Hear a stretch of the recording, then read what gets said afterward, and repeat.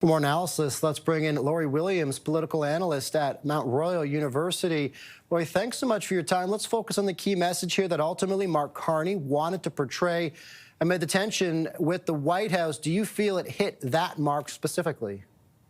Yeah, I do. And part of the purpose here is simply to speak of Canada and what it is, what it represents, its rich history, and its relationship with the UK through the voice of someone that Donald Trump deeply respects. The royal family is much appreciated by Donald Trump. And for King Charles to speak, both of his appreciation of Canada and the longstanding relationship between our countries, I think may have painted a bit of a different picture for Donald Trump of what Canada is. Not just a line on a map, but a nation of peoples that have rich values, democratic values, respect, cooperation and collaboration across our great diversity.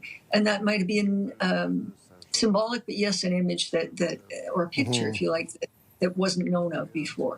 Of course, we know at this point many times we've heard Donald Trump call it an artificial line, the border between Canada and the U.S. So, of course, there's the massive symbolism of this visit where the king highlighted the ties and the relationship between Canada and the monarchy.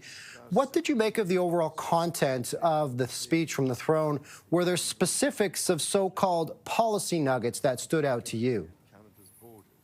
I think the sort of picture of what the future might hold. So the economic and other alliances that Canada might forge, the leadership that Canada might provide to the world, the appreciation the king has for what Canada is and has become since the last time there was a throne speech delivered by a monarch, and what the future might hold. All of those were sort of the foundation for the discussion that included details that we'd seen during the election.